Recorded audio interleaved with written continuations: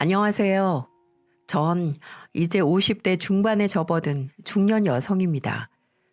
제가 이렇게 사연을 쓰게 된 이유는 50년 넘게 살아온 제 인생이 얼마나 험난하고 박복했는지 여기에다 한풀이를 좀 하려는 이유도 있고요. 또 출구가 보이지 않는 깜깜한 절망 속에서도 반드시 희망이 찾아온다는 걸 여러분들에게 말씀드리고 싶은 이유도 있습니다. 저는 경상도 산청군이라는 곳에서 나고 자랐어요. 지금이야 산청이 제법 알려져 있지만 제가 어렸을 적만 해도 면 단위밖에 되지 않는 좁은 지역이었어요. 그러니 동네에 누가 사는지 또 누구누구네 집에 무슨 일이 있는지 다 알 정도로 서로 이웃하며 가깝게 지냈죠. 그래서 다들 동네 사람들 사는 형편도 어느 정도는 꿰고 있었는데요. 대부분 산 타고 나무하고 밭일하는 마을 사람들 형편이야 비슷비슷했지만 그 가운데서도 우리 집은 특히나 더 못 살았습니다. 그렇다고 제 부모님이 남들보다 덜 부지런한 것도 아니었지만 한쪽 다리를 못 쓰시는 아버지의 벌이가 뻔했기 때문이었죠. 그래서 어머니가 특히나 더 고생을 많이 하셨습니다. 남들보다 못 먹고 못 입으면서 학교를 다녔지만 당시에는 불행하다는 생각을 별로 해보지 못했던 것 같아요. 우리 마을에서는 누가 더 잘 살고 못 살고는 별로 중요한 게 아니었거든요. 다들 모자란 살림이었지만 넉넉한 인심으로 서로를 들여다보며 살았고 슬픈 일, 좋은 일 함께 울고 웃어주며 그렇게 살았으니까요. 저희 집 건너편에 살던 덕군에도 정말 가깝게 지냈습니다. 덕군에는 그래도 가지고 있는 산도 있고 고로쇠 나무도 많아서 우리 마을에선 좀 사는 축에 속했어요. 저랑 또래였던 덕군은 제가 한 번도 신어보지 못했던 운동화나 좋은 학용품 같은 것도 많이 가지고 있었으니까요. 제법 잘 사는 친구가 바로 옆집에 사니까 질투도 좀 나고 쌤도 날 법했지만 사실은 정반대였습니다. 오히려 덕분에가 우리 집 바로 옆에 있어서 다행이라고 생각한 적이 더 많았다고 할까요? 덕구 어머니와 저희 엄마는 서로 언니 동생하며 특별하게 친하게 지냈던 것 같아요. 저희 집에 쌀이 떨어져서 엄마가 근심을 할 때면 덕구 어머니가 귀신같이 알고 쌀독을 채워준 것도 여러 번이었고요.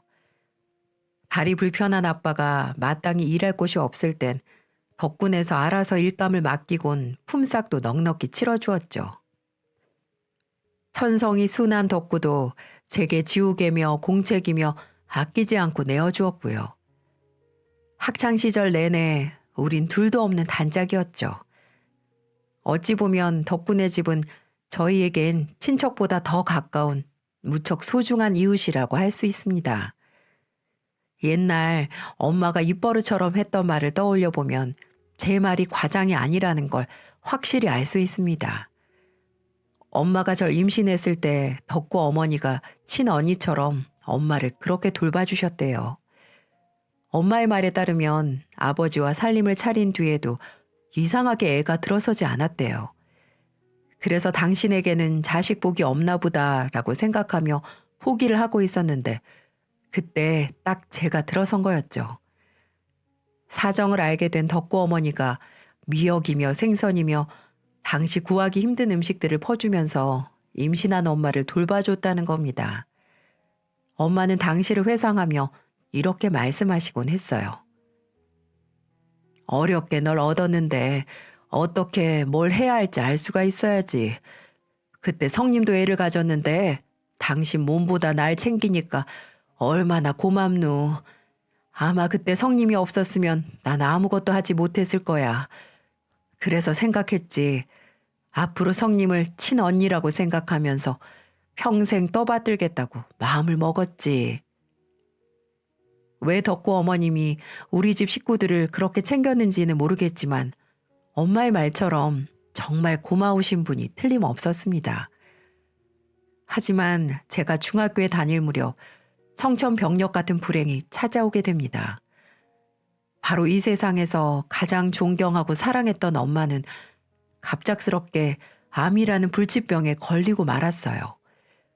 당시에는 암에 걸리면 거의 손도 써보지 못하고 돌아가시는 게 일반적이었어요. 동네에는 큰 병원도 없어서 근처 창원이나 진주로 나가야만 좋은 약이라도 탈 수 있었죠.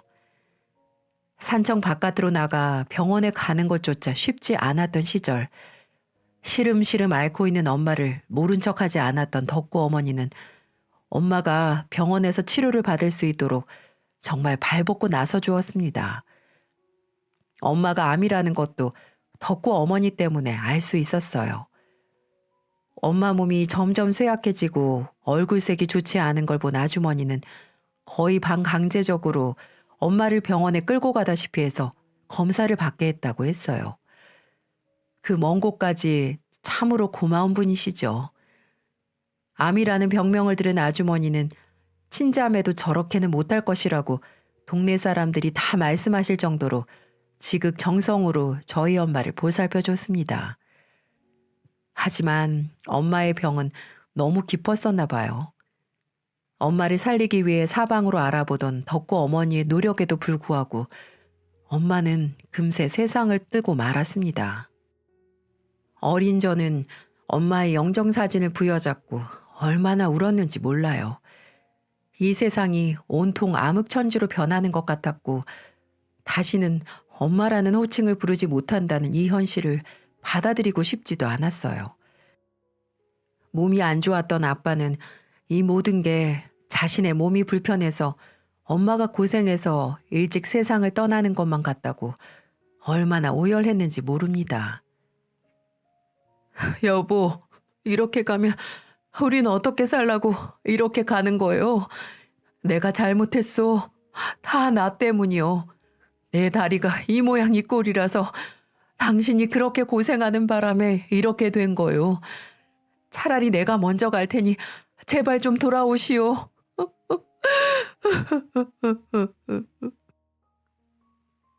아빠는 엄마를 잃은 슬픔을 주체하지 못하시고 고장난 기계처럼 점점 더 망가지기 시작했습니다.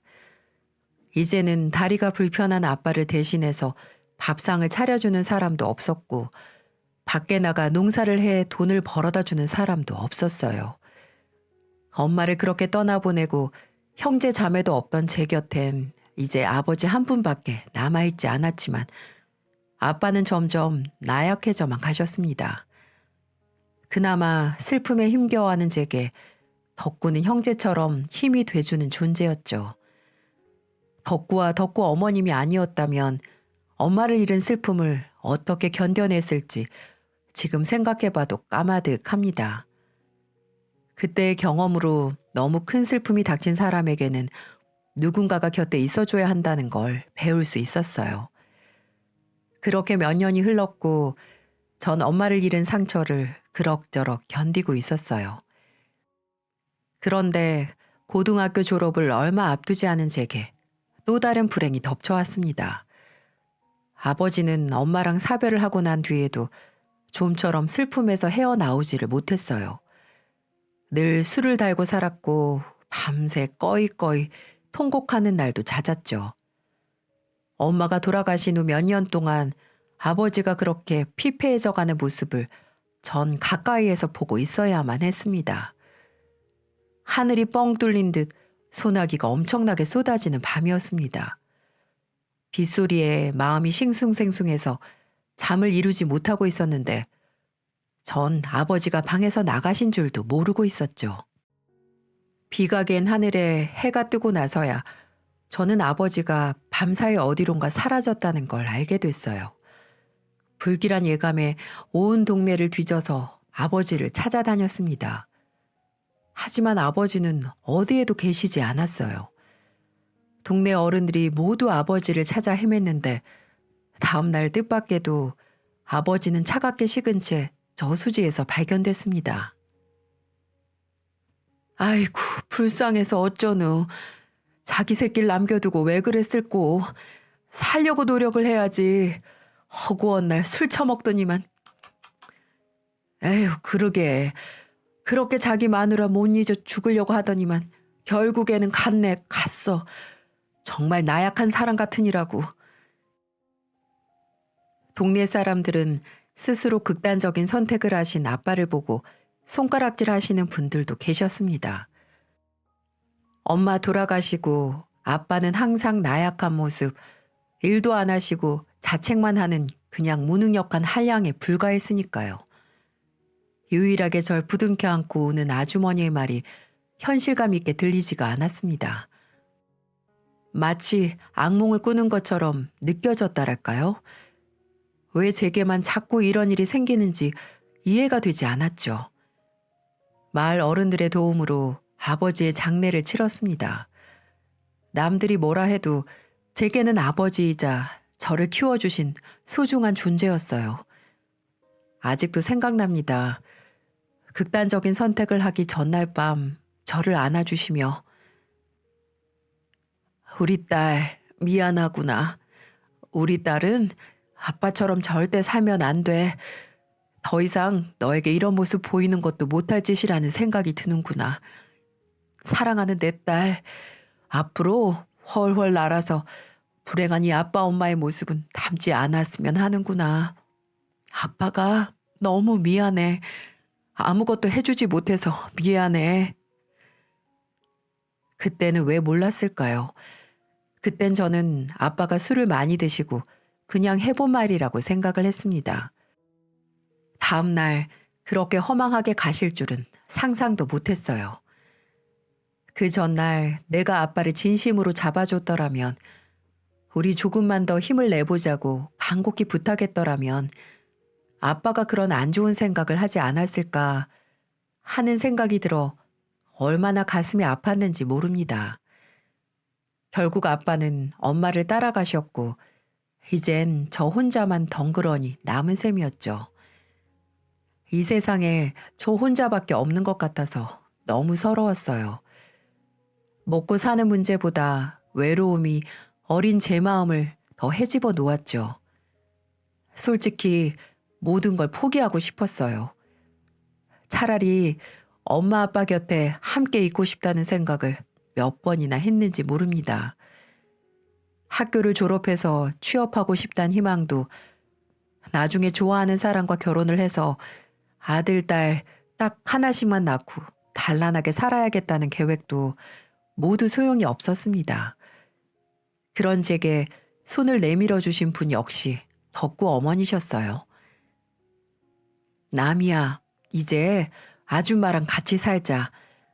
내 손으로 직접 네 탯줄을 잘랐는데 내가 어떻게 혼자 된 너를 가만히 두고 볼 수 있겠니? 그러니까 이제 우리 집에서 같이 살자. 덕구 어머니는 외로움에 힘겨워하는 제게 선뜻 손을 내밀어 줬습니다. 아무리 가까운 이웃이라지만 남의 집에서 산다는 게 어디 쉽나요? 아주머니 역시 덕구랑 단 둘이 살고 있다고 하지만 결코 쉬운 결정은 아니었을 겁니다. 하지만 마음이 너덜해진 전 선택의 여지가 없었어요.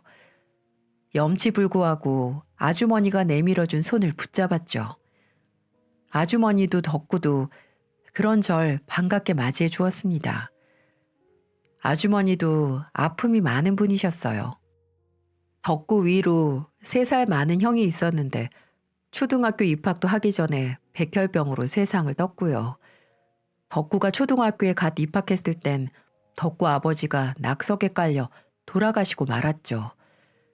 그런데도 아주머니는 덕구 하나만 보고 열심히 사셨대요. 당신이 무너지면 하나 남은 아들마저 큰일 난다는 생각으로 이를 꽉 깨무셨대요. 아마도 그런 아픔이 있었기 때문에 우리 엄마와 저를 가엾게 보았는지도 모르겠네요. 아주머니는 혼자 된 저를 수양딸 삼아 데리고 살겠다며 절 정말 딸처럼 대해주셨죠. 저는 아주머니를 도우며 새로운 삶을 살았습니다. 하늘에 계신 부모님을 잊은 건 아니었지만 아주머니를 친엄마라고 생각하면서 열심히 살기 위해 노력했어요. 아주머니는 소도 몇 마리 키우고 있었고 고로쇠 나무에서 수액을 채취하는 일을 주로 하셨어요. 한겨울에서 봄이 오는 시기 동안만 채취할 수 있는 고로쇠 수액이 건강에 좋다는 소문이 나서 상당히 인기가 많았습니다. 우리 마을에서 고로쇠 나무를 처음 심으신 분이 아주머니네 댁이라고 들은 적이 있었습니다. 아무튼 전 아주머니가 하는 일을 열심히 도우며 조금씩 상처를 치유했습니다. 덕구의 관심과 아주머니의 사랑 덕분에 훨씬 수월하게 견딜 수 있었습니다. 그렇게 몇 년이란 시간이 쏜살처럼 흘러갔죠. 그런데 어느 날 평소처럼 다 같이 저녁을 먹고 있는데 아주머니가 뜻밖의 말을 꺼내는 게 아니겠어요? 남이야, 너도 이제 시집갈 나이가 됐는데 어디 마음에 둔 남자 있니? 네? 남자요? 아니요. 제 처지에 무슨 남자예요. 아직은 그럴 생각 없어요. 그래? 내가 그럼 괜찮은 남자 한 놈 알고 있는데 소개해 줄까? 에이, 이 동네 뻔한데 괜찮은 남자가 어딨어요? 왜 없어? 바로 네 옆에 앉아 있는데. 네? 덕구요? 덕구를 소개시켜 준다고요? 안 될 건 뭐 있니? 어렸을 적부터 함께 커온 사이인데 서로에 대해서 아주 잘 알고 나도 남이가 내 며느리감으로 손색이 없다고 생각하는데. 네? 아주머니가 단도직입적으로 그렇게 말씀을 하시는데 얼굴이 화끈 달아오르더라고요. 덕구도 쑥스러운지 괜히 방바닥만 긁어대고 있었고요. 덕구야, 저에겐 허물없이 지내는 둘도 없는 친구죠. 하지만 그 이상으로 생각해 본 적이 없었는데 막상 그런 말이 오가니까 기분이 이상해지는 겁니다. 그리고 덕구도 제게 친구 이상의 감정을 가지고 있다는 사실도 그때서야 알게 되었죠. 제가 즉답을 하지 못한 그날 밤 덕구가 제게 이러는 겁니다. 엄마가 그런 말에서 많이 놀랐지? 그런데 사실 나 아주 오래전부터 남이 널 마음에 두고 있었어. 너야 어릴 적부터 좋은 친구지만 내가 유일하게 좋아하는 여자이기도 하다. 남이 네가 내 여자가 돼준다면 난 더 잘해줄 자신 있어. 갑작스런 덕구의 고백에 정신이 없었지만 사실 덕구만한 남자도 없습니다. 심성이 착하고 순한 데다가 성실하고 부지런하니까 더할 나위 없는 남편감이죠. 게다가 아주머니가 좋은 분이라는 건 누구보다도 제가 더 잘 알고 있었고요. 저는 긴 고민 끝에 덕구의 마음을 받아들이기로 했고 우리 두 사람은 친구에서 부부가 되었습니다. 이제 덕구 어머님도 제겐 시어머니가 되었고요. 그때 제 나이가 21살이었어요. 원래 한 집에서 살았지만 부부가 돼서 한 방에서 살게 되니까 기분이 또 다르더라고요. 하지만 제겐 퍽 좋은 느낌이었습니다. 이제야 비로소 제게 진정한 가정이 생긴 것 같은 안도감이랄까요? 제게 이런 안락함을 선사해준 남편과 시어머니가 얼마나 고마웠는지 모르겠어요. 전 아내로서 또 며느리로서 최선을 다했습니다. 금술이 좋았던 우리는 금세 아이가 둘이나 생겼고요.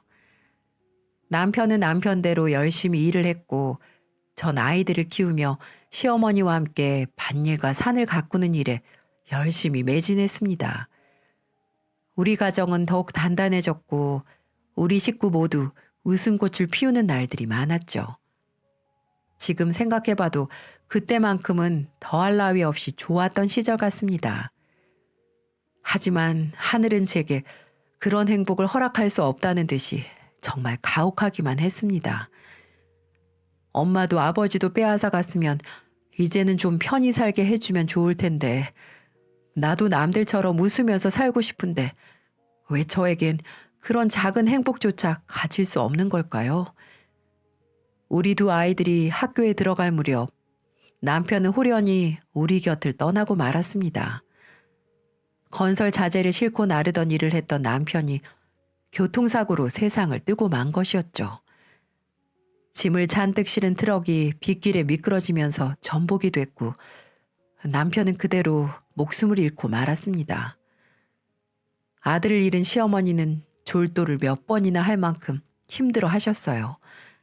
그렇게 강한 시어머니가 아들이 당신보다 먼저 떠나는 건 견디기 힘들었나 봅니다. 시어머니는 절 붙잡고 오열하고 또 까무룩 정신을 잃었다가 다시 통곡하고 우리 두 사람은 서로를 부둥켜 안은 채 눈물을 쏟고 또 쏟았습니다. 참 가혹한 운명입니다.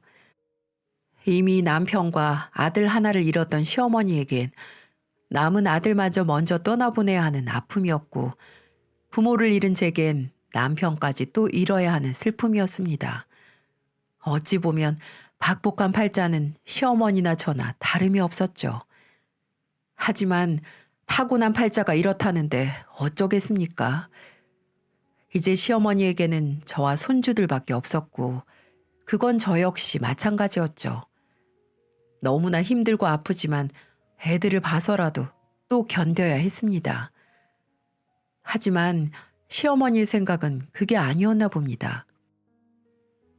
남이야, 우리 다 잊자. 난 전부 다 잊고 애들만 보면서 살 생각이다.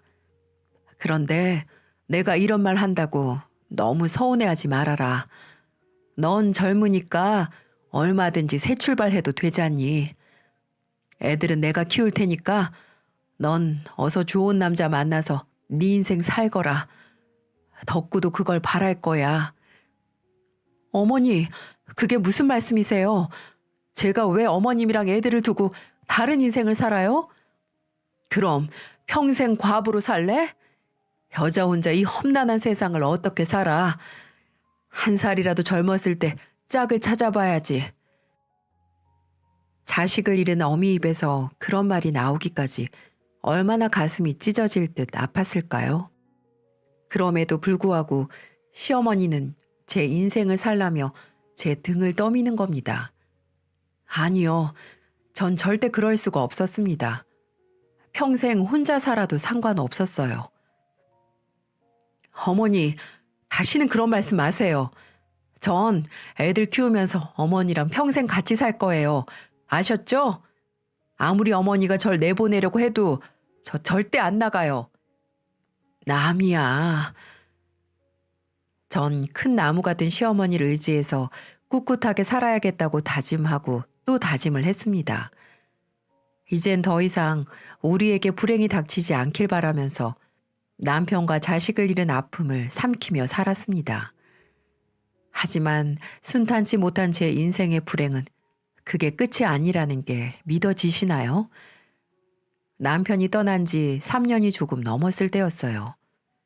친정 아버지가 세상을 떠난 날처럼 비가 억수같이 쏟아진 날이었죠. 제가 비닐하우스를 살펴보고 돌아오는데 시어머니가 마당에 쓰러져 있는 게 아니겠어요?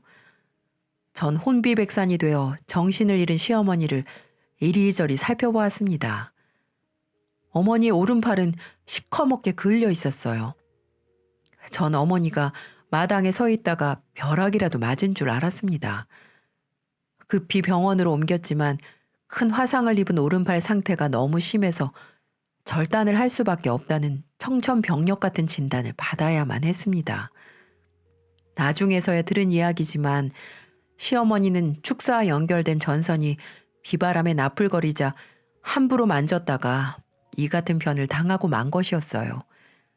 대체 전선을 왜 만졌냐는 제 타박에 시어머니는 혹시라도 애들한테 위험할까봐 한쪽으로 치울 생각으로 그랬다는 겁니다. 시어머니가 수술을 하는 날, 전 마치 제 팔이 떨어지는 것만 같은 심정이었습니다. 그런데 수술을 마친 어머니는 오히려 담담하더라고요. 남편도 떼어내고 자식 새끼 둘이나 뗀 년인데 이깟 팔 하나 자르는 게 뭐 되수냐? 괜한 걱정 마라. 팔 하나로도 밥숟갈 뜨고 사니까 아무 걱정하지 않아도 돼. 어머니, 왜 자꾸 그러시는데요? 힘들면 힘들다, 아프면 아프다, 그렇게 말씀하세요. 왜 제 앞에서 강한 척, 다 잊은 척 그렇게 행동하시는데요? 저 어머님 며느리예요. 누구보다 어머님 마음 잘 안다고요. 제발 어머님 울고 싶으면 우세요. 그러다가 병 난단 말이에요. 어머니는 저와 옆에 있던 당신 손주들이 슬퍼하고 힘들어하고 충격을 받을까봐 애써 강한 척, 괜찮은 척을 하셨어요. 어머니는 제 울부짖음에 그동안 가슴에 담아둔 일들이 주마등처럼 스쳐갔는지 그때서야 오열을 하셨습니다. 그래, 아프다. 나도 죽을 듯이 너무 아파. 먼저 간 남편도 보고 싶고, 우리 소중한 아들도 보고 싶고, 내 몸에서 팔 하나 떨어진 내 자신도 불쌍하단 말이다. 언제까지 이렇게 살아야 되는 거니? 내가 어떻게 하면 이 박복한 팔자를 벗어날 수 있겠니? 어머니, 남이야. 하지만 이제는 너와 우리 손주들이 있잖니. 난 그래서 살기로 했다. 희망을 갖기로 했어. 언젠가는 이런 팔자도 비켜가겠지. 그러니 우리 며느리 남이야. 이겨내자꾸나. 내 비록 한 팔이 없어졌지만 누구보다 악착같이 잘 살 수 있다. 네 시엠이 그렇게 나약하지 않아. 그러니 앞으로 우리 오늘 흘린 눈물 마지막으로 꿋꿋이 잘 살아서 나중에는 기쁨의 눈물을 흘릴 수 있도록 우리 노력해 보자꾸나. 우리 손주들 꼭 잘 키워서 그때는 지금 이 순간이 소중한 추억이 될 수 있도록 그렇게 잘 살아보자고. 무슨 말인 줄 알겠지? 어머님은 그렇게 덤덤히 말씀하시며 저를 꼭 안아주셨습니다. 그런 모습을 보며 아이들도 저희를 안아주었고요. 할머니, 엄마, 울지 마세요. 저희가 있잖아요. 저희가 호강시켜 드릴게요. 그래. 우리 귀한 손주들, 이 할미가 힘낼게. 힘내마. 전 평생 시어머니 곁을 지키며 살 거라고 다짐을 했습니다. 팔 하나 없어도 사는데 아무 지장 없다고는 말하지만 아무렇지도 않을 리가 있겠습니까? 한동안 어머니는 수술한 팔의 통증 때문에 밤잠을 이루지 못할 정도로 괴로워했어요. 씻는 것도 먹는 것도 뭐 하나 시원하게 할 수 없을 정도로 힘들어 하셨죠. 손주들 한번 제대로 안아주지 못할 만큼 몸이 불편하니까 얼마나 힘이 드셨겠습니까? 전 어머니가 몰래 눈물을 훔치는 모습도 몇 번이나 보았죠. 팔 하나를 잃은 사람 심정을 제가 어떻게 이해하겠습니까? 제가 할 수 있는 건 시어머니를 예전 그대로처럼 대하는 게 최선이라고 생각했습니다. 어머니, 빨리 오세요. 이러다가 해 다 넘어가겠네요. 아유, 그러게 왜 이리 숨이 차누. 예전엔 이까산 몇 개나 다 넘어다녔는데. 당연하죠. 팔 하나 없는 할머니가 산을 잘 타는 것도 이상하죠. 어? 너 내가 팔 하나 없다고 나 무시하는 거니? 그러니까 무시당하기 싫으시면 얼른 올라오시라니까요. 그래, 내가 아직 쌩쌩하다는 걸 보여줘야 며느리한테 무시 안 당하지. 두고 봐라. 아유, 그렇게 잘 올라오시면서 왜 그렇게 앓는 소리를 해요? 산을 다람쥐처럼 잘 타던 어머니는 이제 산 한 번 오르는 것도 무척 힘들어 하셨어요. 전 그런 시어머니를 가만두지 않고 계속 데리고 나갔죠. 팔이 하나 없는 상태로 비탈진 산길을 오른다는 건 쉬운 일이 아니었습니다. 뭐 하나 붙들기도 쉽지 않았고 중심 잡기도 여간 어려운 게 아니었을 테니까요. 힘겹게 산에 오른 어머니는 고로쇠 나무에서 수액을 따다가 넘어지게 일쑤였고 산나물 한 뿌리 캐다가 언덕을 구르는 일도 있었습니다. 그럴 때마다 전 어머니의 손을 잡고 일으켰어요. 시어머니가 제가 힘들 때마다 손을 내밀어 준 것처럼 말입니다. 시어머니가 평생 가꾸던 나무들은 온 산에 펼쳐져 있었어요. 이제 몸이 불편한 시어머니를 대신해서 제가 더 열심히 일을 해야 했습니다. 전 어머니와 함께 산 이곳저곳을 다니며 미처 배우지 못했던 일들도 열심히 배웠습니다. 어머니가 왼손을 자유자재로 쓸 수 있을 때까지 식사 하나하나 세심하게 보조를 했고요. 목욕이라도 하시면 꼭 같이 들어가서 어머니의 손이 되어 주었습니다. 그렇게 꼬박 1년이란 세월이 흐르니까 시어머니도 팔이 하나밖에 남지 않은 몸에 익숙해졌고 점점 적응을 하게 되었죠. 고통이라는 것도 익숙해지는 걸까요? 전 시어머니가 팔을 하나 잃고 만 것이 그나마 다행이란 생각이 들더라고요. 만약 시어머니가 목숨이라도 잃었다면 전 정말 견디기 힘들었을 겁니다. 어머니, 우리 평생 같이 오래오래 살아요. 네? 어? 참나. 앞날이 창창한 며느리 발목 잡는 시애미가 무슨 면목으로 오래 사니? 또 그 소리 하신다. 어머니가 제 손목 잡아줬지. 언제 발목을 붙들었어요? 벌써 잊었어요? 저 어머니 없었으면 이렇게 살지도 못했을걸요? 제가 어머니를 얼마나 의지하고 산 줄 아세요? 어머니는 제가 유일하게 기댈 수 있는 큰 나무였다고요. 이제는 제가 어머니 나무가 될 테니까요. 걱정 말고 마음껏 기대세요. 아셨죠? 그래요. 누구나 힘든 일은 있을 겁니다. 말 못할 사정도 있고 가슴이 찢어질 듯한 아픔도 있겠죠. 그럴 때마다 포기하고 싶고 주저앉고 싶지만 그래도 살아가야 되겠죠. 드센 팔자만 탓해서는 아무것도 달라지는 게 없으니까요. 저는 그렇게 생각하면서 의지를 다졌습니다. 아무리 제 인생이 험난해도 반드시 시어머니와 아이들을 지키며 살 거라고 마음을 굳건히 먹었습니다. 하지만 제게 또 한 번의 불행이 더 찾아오게 됩니다. 바로 우리 첫째가 소아 암에 걸리게 된 거죠. 정말 이 순간만큼은 저도 너무 죽고 싶었어요. 박복한 팔자는 대대로 내려오는 것인지 우리 자식에게만은 물려주고 싶지 않았건만 이제 초등학생밖에 안 된 조그만 아이에게 이런 고통을 안겨주는 건지 우리에게 무슨 잘못을 했다고 왜 우리한테만 이러냐고 세상에 참 원망도 많이 했네요. 우리 아이가 치료를 받으며 엄마 너무 아파요. 엄마 치료 안 받으면 안 돼요? 엄마 저 집에 가고 싶어요. 이런 말을 할 때 제 가슴이 찢어질 듯 아파오더군요. 한동안 저는 큰 병원으로 가서 치료에만 전념했습니다. 어떻게든 어미로서 우리 아들을 살려야 했어요. 소아암 병동에는 저와 같은 부모들이 많아서 거의 반의료인 수준이더라고요. 전 그분들에게 좋은 정보들을 공유받으며 제발 우리 아들이 완치되기만을 간절히 바랬습니다. 그러자 조금 호전됐다 싶으면 잠깐 퇴원을 하고 다시 입원하기를 반복했었죠.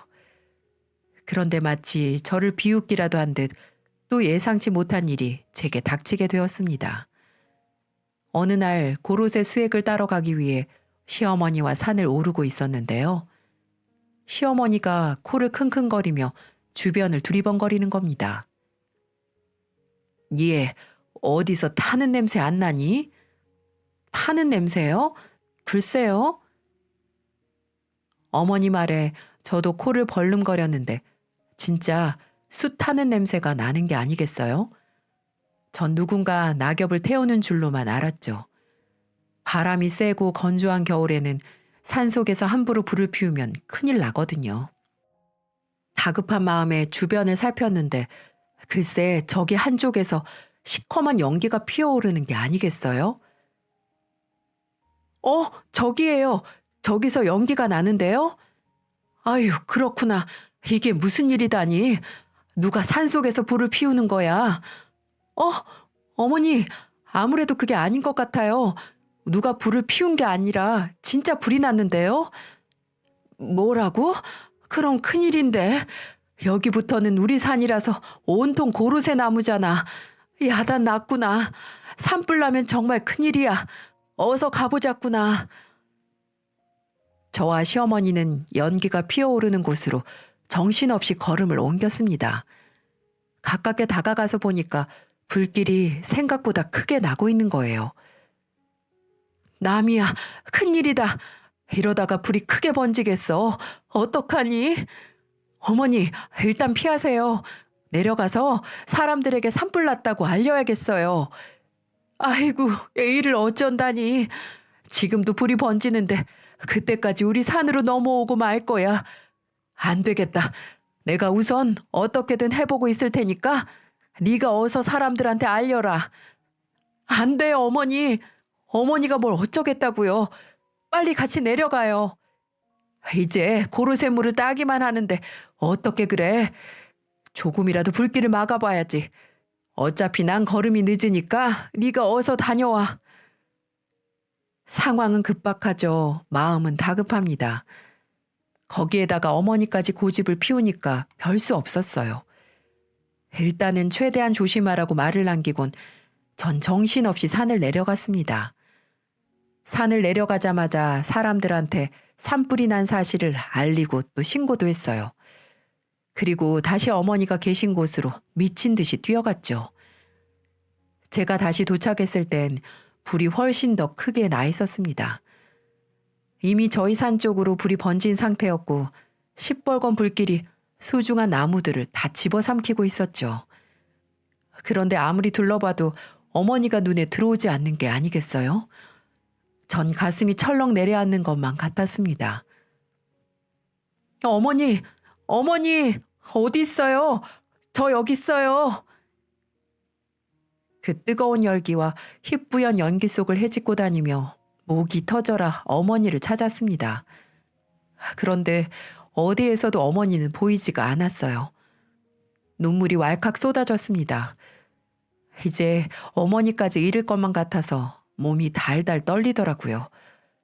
타닥타닥 나무들이 무섭게 타오르는데 저도 눈에 보이는 게 없었어요. 전 반드시 어머니를 찾아야겠다고 생각했죠. 그런데 바닥에 엎드려 있는 어머니가 제 눈에 들어오는 게 아니겠어요? 제가 사들인 핑크색 점퍼가 살짝 보이더라고요. 거기엔 연기가 가득 차 있어서 제 시야가 흐릿했습니다. 전 엉금엉금 기어가다시피 해서 정신을 잃은 어머니의 손을 꽉 붙잡았어요. 그리고 온 힘을 다해 어머니를 끌어당겼죠. 천신만고 끝에 겨우 어머니를 안전한 곳으로 옮길 수 있었습니다. 어머니는 얼굴에 온통 쑥 검정을 묻힌 채 정신을 차리지 못하고 있었고요. 어머니, 정신 좀 차려봐요. 네? 제가 코에다가 얼굴을 들이밀어봤는데 다행히도 어머니는 숨은 쉬고 계셨어요. 그리고 뒤늦게 올라온 사람들의 도움으로 어머니를 병원으로 옮길 수 있었고요. 어머니는 몇 시간 뒤 병원에서 의식을 찾았습니다. 연기를 너무 많이 흡입해서 정신을 잃고 만 것이었어요. 어머니는 어떻게든 산불을 막기 위해 낙엽도 치우고 나뭇가지도 솎아내면서 온 힘을 다했다는 겁니다. 이해합니다. 어머니에게 고르쇠 나무는 반드시 지켜야 할 소중한 재산이었으니까요. 하지만 그러다가 큰일이라도 나면 어쩔 뻔했습니까? 전 속이 너무 상해서 말을 잇지 못했어요. 그런데 어머니는 눈을 뜨자마자 산이 어떻게 됐냐고 물으시는 거예요. 나미야, 불 꺼졌어? 우리 나무들 다 괜찮지? 네, 괜찮아요. 불 다 꺼졌어요. 우리 나무들 하나도 상한 거 없이 다 괜찮아요. 그래, 다행이다. 나무가 있어야 우리 손주들 좋은 거 사줄 수 있잖니. 참 다행이다. 그렇게 안도하는 시어머니를 보니까 참 마음이 아프더라고요. 시어머니 머릿속엔 온통 우리 생각밖에 없었습니다. 그 뜨거운 산을 구르고 뛰어다니면서 얼마나 애를 쓰셨을지 생각만 해도 마음이 찢어지는 것 같았어요. 하지만 어머니의 바람대로 산이 무사하지 못했어요.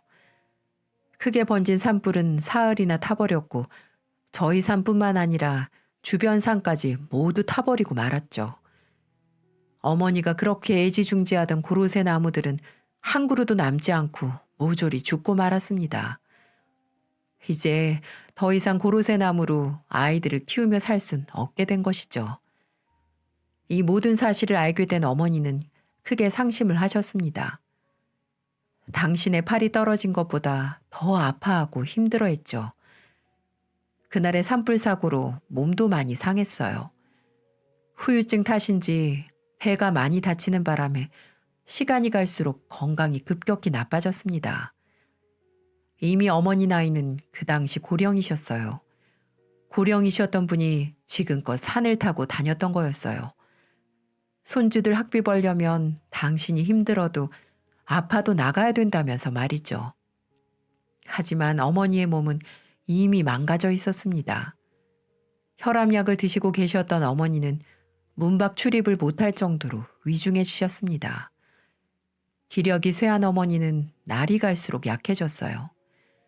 하루가 다르게 말라갔고 맑았던 눈빛엔 안개가 자욱하게 드리웠습니다. 전 어머니가 돌아가실까봐 두려웠어요.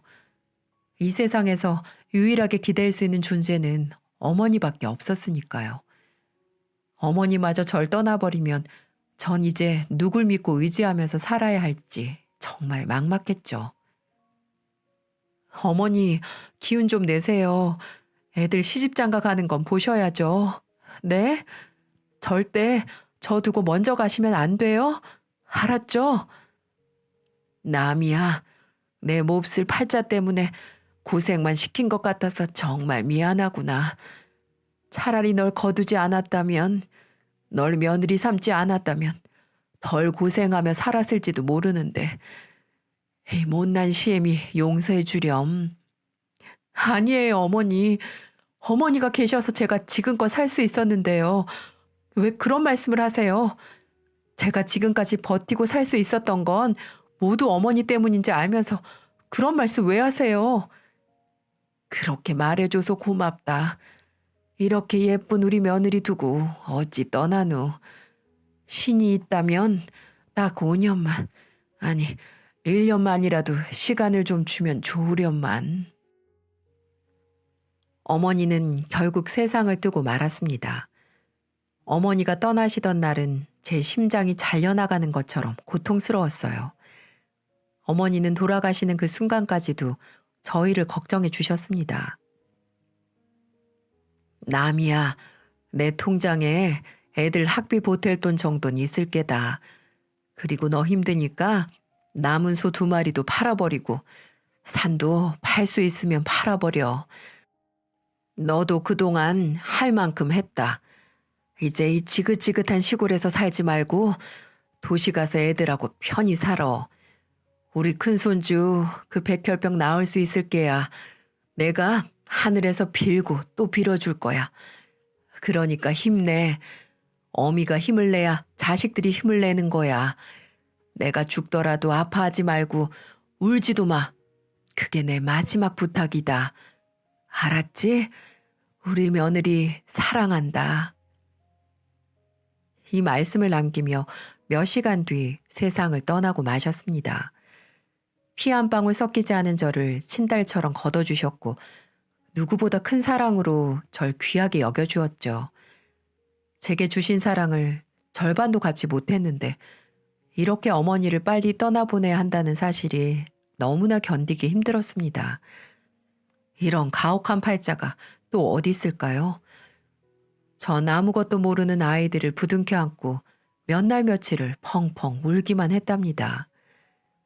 시어머니의 장례를 모두 마치고 난 뒤 저는 한동안 미친 사람처럼 웃고 울고 주저앉고 말았습니다. 아무것도 하기 싫었어요. 그만큼 어머니는 제 부모님이나 다름없었어요. 제 부모님에게도 어머님은 고마운 존재셨어요. 그런 어머님이 떠나고 나니 나사 하나 빠진 듯 중심을 잡지 못하겠더군요. 하지만 그래도 제 아들을 위해 살아야 했습니다. 아니, 힘을 내야 했습니다. 결국 전 어머니 유지대로 산청에서 큰 도시로 이사를 갔어요. 세 식구 살만한 집을 얻어 큰아들이 완치되기만을 바라고 또 바랬습니다. 더 이상은 내 소중한 사람들 잃고 싶지 않았습니다. 그리고 제게도 정말 기적이 찾아왔어요. 바로 제 큰아들이 3년 정도 치료 끝에 완치 판정을 받은 거였습니다. 그 힘든 시간을 견뎌내준 내 소중한 아들은 여느 아이들처럼 다시 학교에 다니고 뛰어놀 수 있게 되었어요. 보통 소아암은 1년에서 3년 정도 치료를 하는데 그러다가 잘못되면 중간에 먼저 하늘나라로 가는 아이들도 많았습니다. 얼마나 우리 아들에게 고마운지 결국 저희 불행은 더 이상은 찾아오지 않았습니다. 오히려 희망이 찾아오게 된 거였죠. 엄마, 나 살았어요? 이제 치료 안 받아도 되는 거예요? 집에 갈 수 있는 거죠? 그래, 그래. 우리 아들, 빨리 집에 가서 놀자. 아들의 한마디에 얼마나 울었는지 모릅니다. 이제 집에 갈 수 있냐고 물어본 말이 그렇게 가슴이 아프더군요. 전 이 모든 게 우리 시어머니 덕분이라고 생각했습니다. 중간에 치료 과정에서 약이 듣질 않아 위험한 고비도 있었는데 하늘에서 어머님이 간절히 보살펴준 덕분에 우리 아이가 다시 새 삶을 살지 않았나 이런 생각이 들더군요. 전 이 모든 게 하늘에 계신 시어머니가 주신 복이라고 생각하고 있어요.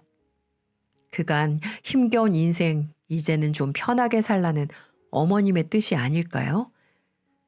이후 한참 세월이 지났네요. 우리 큰아들은 건강하게 쑥쑥 자라 현재는 학교에서 국어 선생님을 맡고 있습니다. 어릴 적부터 그렇게 책 보는 걸 좋아하더니 이제는 교육 현장에서 아이들을 가르칠 만큼 훌륭하게 자라주었네요. 그리고 결혼도 해서 제게 예쁜 손주도 안겨주었고요. 정말 이 모든 게 꿈만 같았습니다. 둘째도 회사 다니며 열심히 살아가고 있고요. 이렇게 시간이 지나다 보니 제 나이도 이제 50대 중반을 달리고 있네요. 지금은 작은 꽃집을 운영하며 살아가고 있어요. 왜 꽃집이냐고요?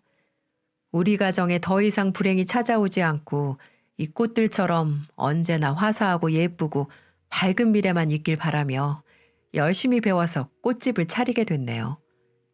그래서 저는 요즘 너무 행복하답니다. 제 사연은 여기까지입니다. 제가 누구에게 이런 말씀 드린다는 게 쑥스럽긴 하지만 혹시라도 견디기 힘들 만큼 힘든 일을 겪고 계신 분들이 있다면 부디 희망을 잃지 마시라고 전하고 싶습니다. 아무리 긴 터널이라도 결국 출구는 나오는 법이니까요. 마지막으로 제 시어머니께 한마디만 하고 마치도록 하겠습니다. 어머님, 하늘에서 잘 계시죠? 어머니 덕분에 우리 가족 행복하게 잘 살고 있어요. 항상 제 몸 바쳐서 우리 지켜주신 어머님 은혜 잊지 않겠습니다. 제가 더 열심히 살게요. 사랑합니다.